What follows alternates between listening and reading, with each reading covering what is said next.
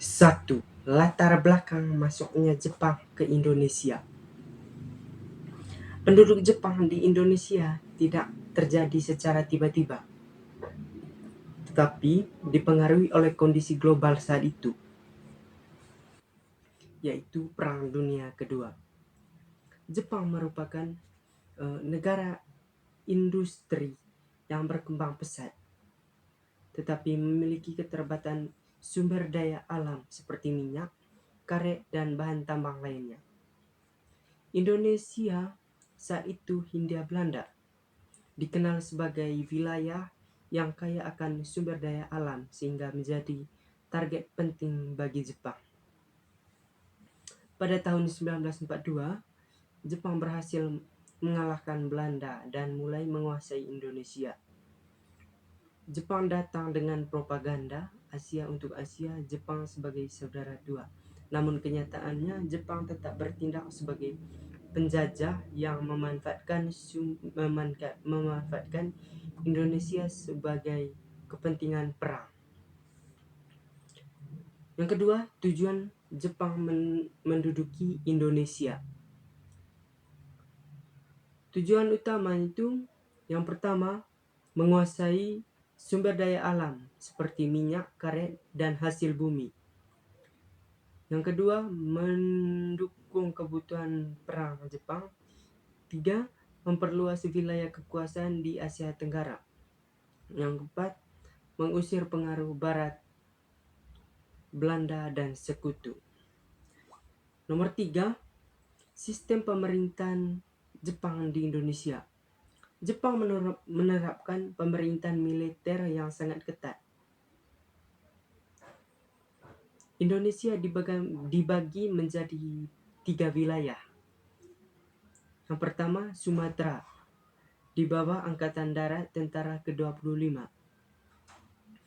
Yang kedua, Java dan Madura, di bawah Angkatan Darat Tentara ke-16.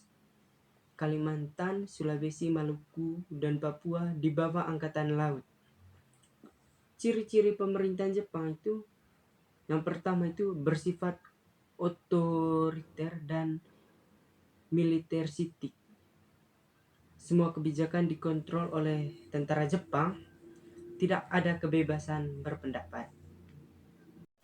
Yang keempat itu bentuk perlawanan rakyat Indonesia. A. Perlawanan terbuka.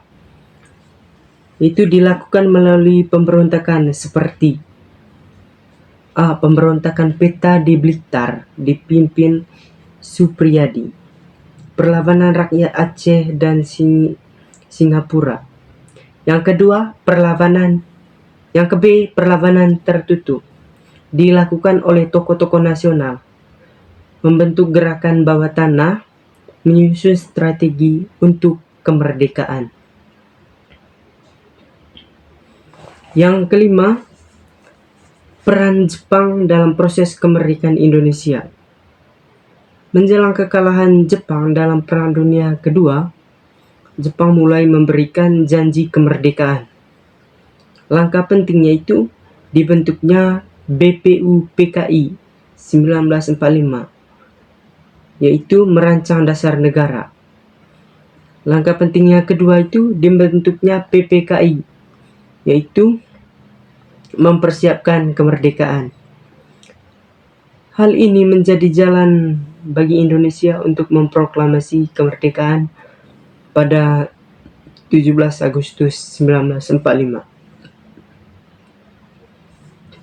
Yang keenam itu ada dampak penduduk Jepang. Dampak negatifnya itu penderitaan rakyat akibat Romusa. Yang kedua, kelaparan dan kemiskinan. Yang ketiga, kekerasan dan penindasan. Keempat, kehilangan kebebasan. Sedangkan untuk dampak positifnya itu yang pertama itu tumbuhnya semangat nasionalisme. Bahasa Indonesia semakin berkembang. Munculnya pemimpin-pemimpin bangsa, pengalaman militer bagi pemuda. Yang ketujuh itu ada kesimpulan. Nah, kesimpulannya dari seluruh materi yang saya jelas itu, penduduk Jepang di Indonesia itu merupakan masa yang penuh penderitaan bagi rakyat. Namun di balik itu,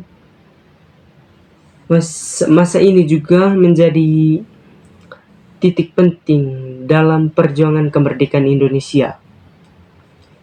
Jepang secara tidak langsung membantu mempersiapkan Indonesia menuju kemerdekaan melalui pembentukan organisasi dan pelatihan militer. Baik, itu saja materi yang saya jelaskan.